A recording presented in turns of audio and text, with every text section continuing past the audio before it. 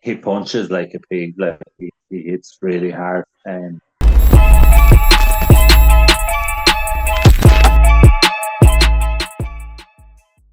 Daniel Dubois here for Pro Boxing fans. Heather with me over Zoom. Niall Kennedy. Niall, how are you keeping? Not a name Good, we've heard Danny. from in a while. How you doing?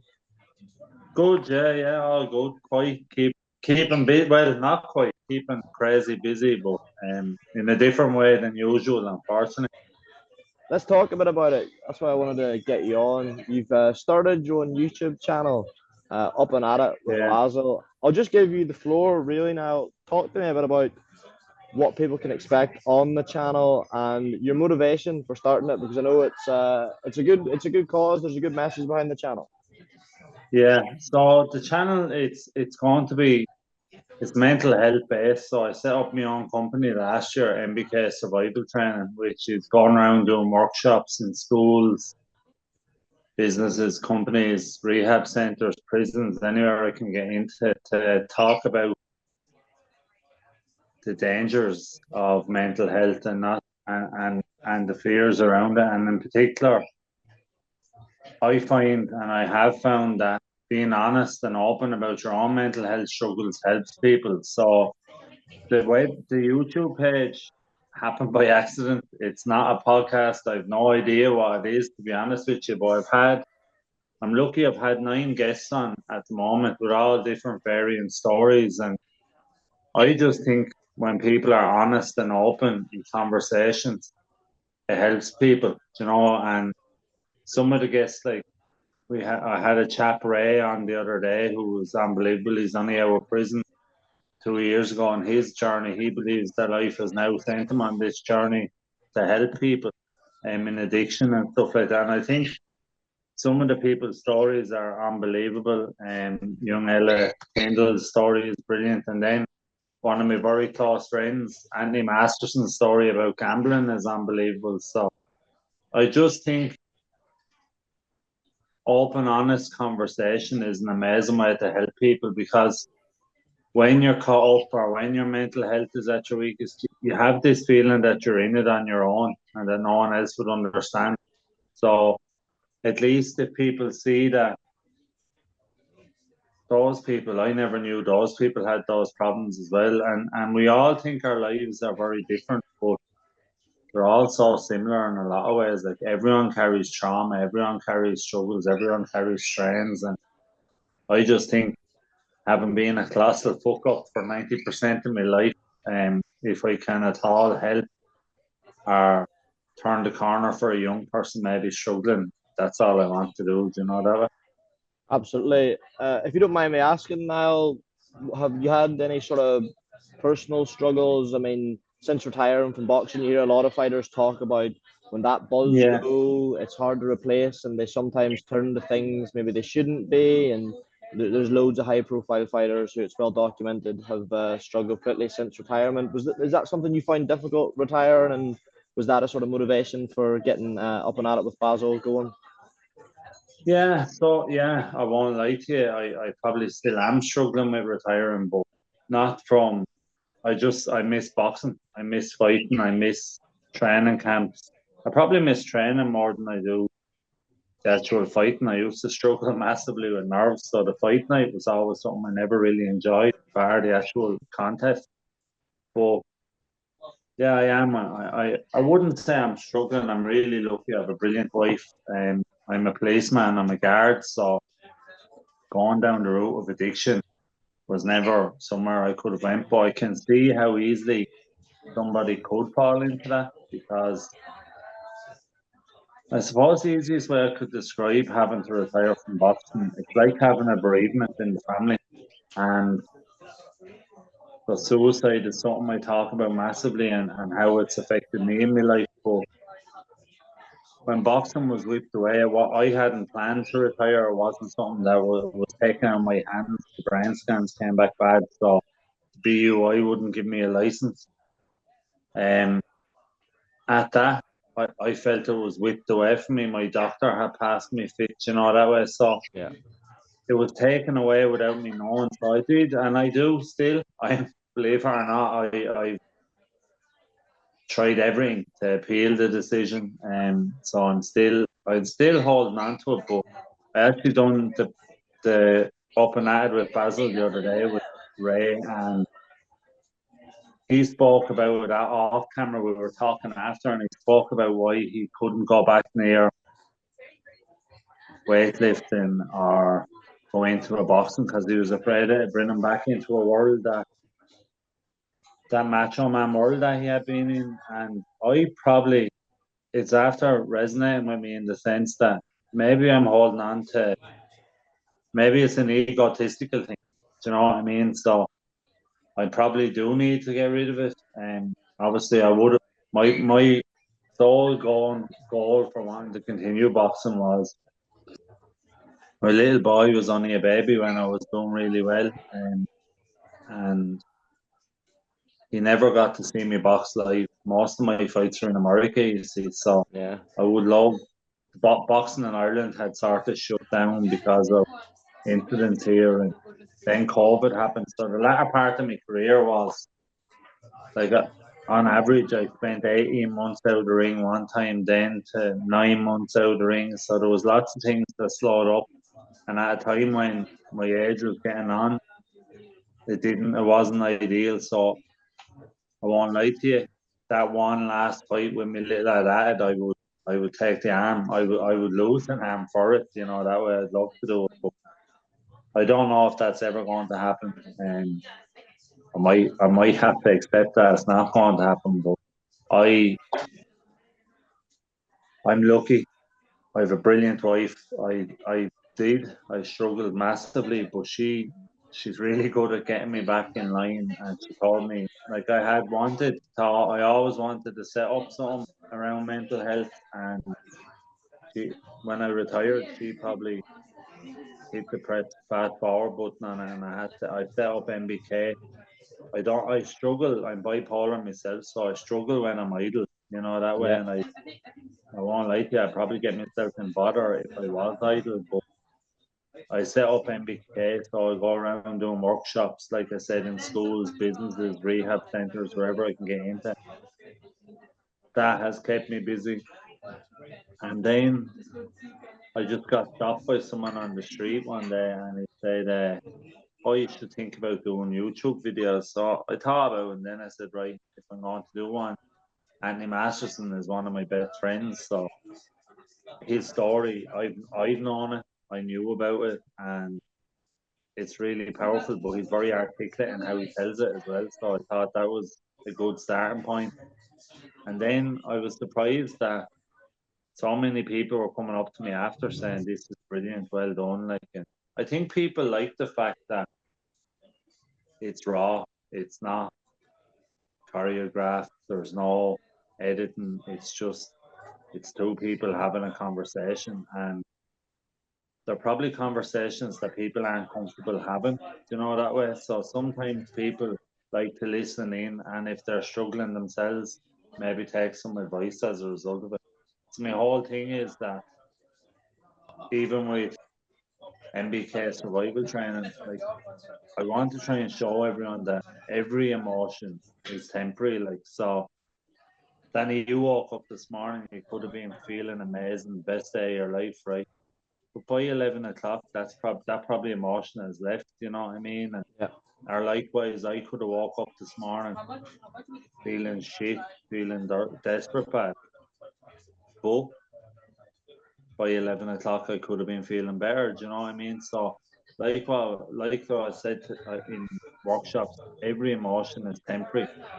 But back down to what you've just asked about addiction and stuff like that, it's about finding the safe route, you know, the healthy addictions, like as in fitness or running, walking, getting yourself to a safe place. So in the workshop, I do a bit of meditation with the groups, and I do a bit of really fun circuit exercise training, more of a piss take, to be honest with you, but just to show them that we can change how we feel in a positive way, as opposed to having to go to a large bottle or taking drugs or smoking weed or anything like that. You know what I mean? That we can do it in a safe way.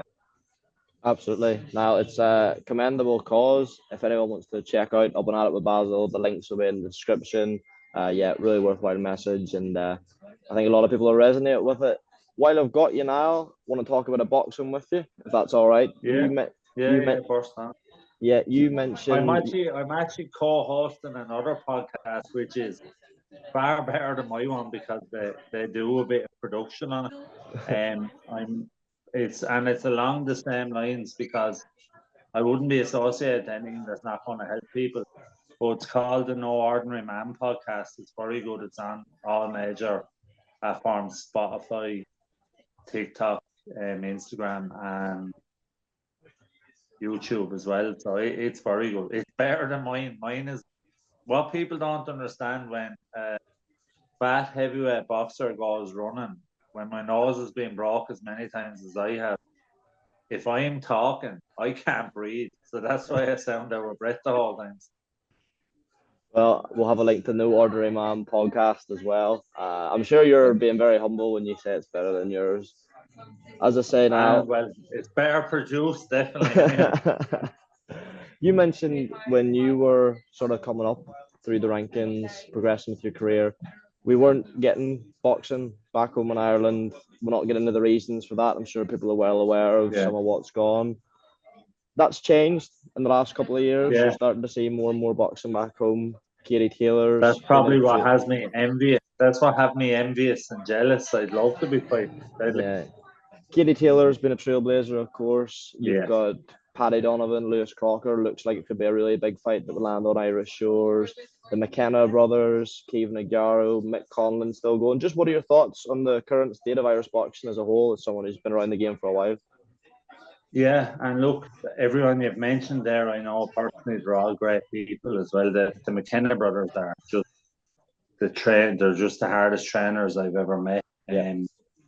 Paddy Donovan is a special talent. I actually remember, I'm not sure if it was Michael Conlon or Paddy Barnes talking about him when I think he would have only been about 14 at the time, about how talented he was. And he's linked up with Andy Lee, and Andy Lee is just a phenomenal boxing brain. But we have the likes of Craig O'Brien, we have the likes of Thomas Carty. I don't think people are aware of how talented Thomas Carty is. It like I know he has Thomas the Bomber Carty or whatever he called. Thomas's boxing IQ is second to none. He's a phenomenal talent. So yeah, and from Gory, my own. So I was the first ever pro boxer from Wexford, and on the 4th of October we have a young lad from Gory making his pro debut, David Kennedy, and I'm really excited about that because he's an excellent amateur growing up as well. So it'll be good to see that. But yeah, like what you say, the Irish boxing scene at the moment is amazing. The only like I know Paddy Donovan and Lewis Crocker seem to be beelining for each other. I do think that's a pity, like because one of them falls down the pecking order. Then, do you know what I mean? Like, so I remember years ago when pre all the struggles that we had in Ireland, Sean Turner and myself seemed to be on a collision Yes. course. And I talked to Pascal about it, and Pascal said, "This is ridiculous." He said, "There's about 12 heavyweights in England. The top don't always fight the top." He said, "They help each other." And he said, "If you and Sean fight each other, you're stopping each other being able to help each other because there wasn't a massive amount of heavyweights around in Ireland. So I was very lucky that Con Sheen was an excellent heavyweight as well, but he was based out in America, and then he fell out of love with the sport, which is a pity because not being smart, Con is probably the most talented of Sean and myself as well. But Sean is an absolute animal as well. So, but I'm probably the least talented, but I probably worked harder. That's the only thing.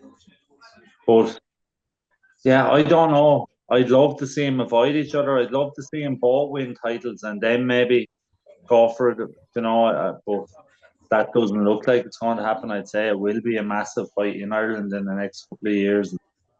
Then you have like Queven Aguiarco has been unlucky with injury and stuff like that. Queven's monster. He's a really strong kid too. Like, yeah, there's just so many great fights out there, and I think we're forgetting our Olympian. I'm forgetting. I can't think of his name now, and I know him a long time from Dublin. He's on the next show as well. Oh, Emmett Brennan. Emmett Brennan, Yes, sorry, yes, of yeah, course. Emmett's a phenomenal talent. And then, like, you look at Katie, obviously, is a trailblazer, but then you have like what Kelly is doing. If she decided to turn pro, that'd be unbelievable.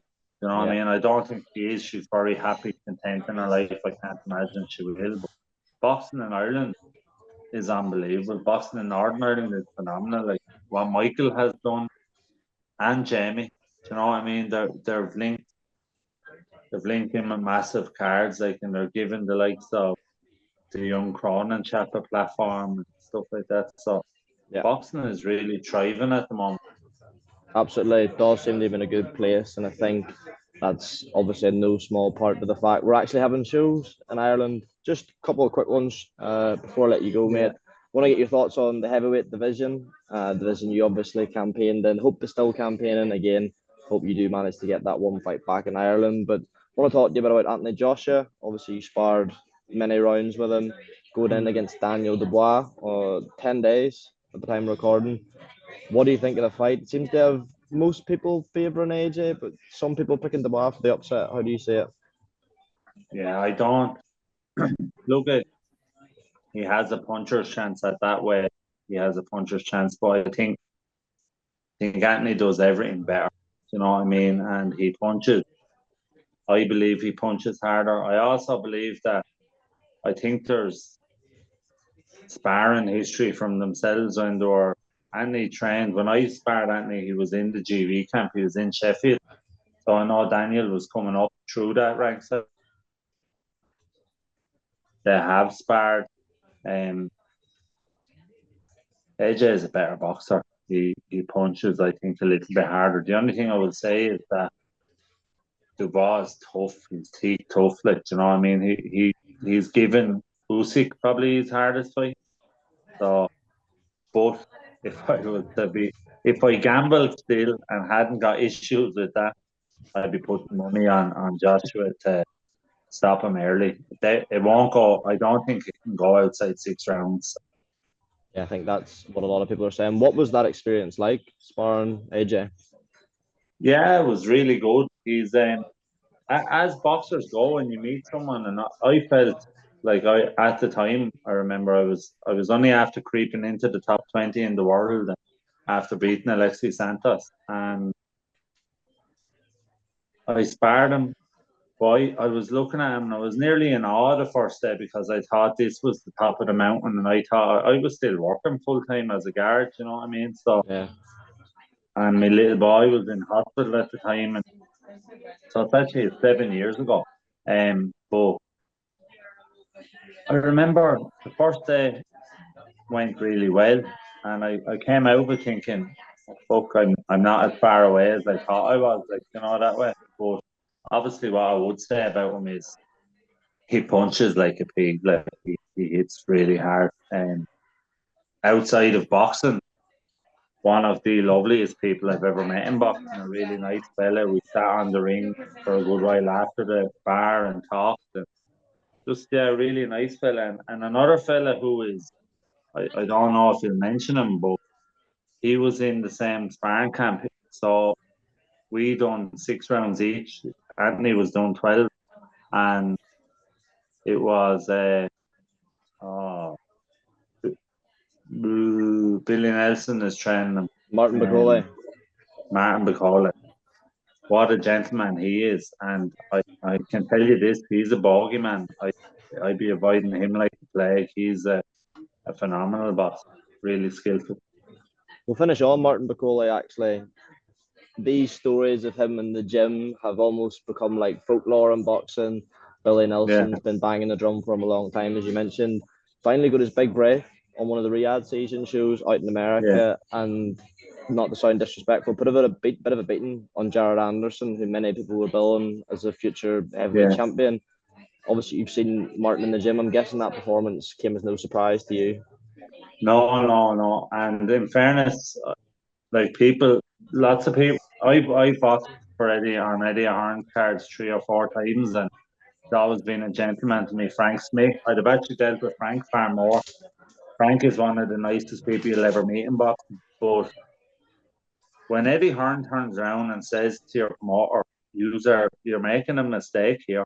You really are. Like, Eddie has seen spars where Martin's been involved in. I've seen spars he's been involved in. I know the man. He's a lovely fella. He's not probably the fittest looking man.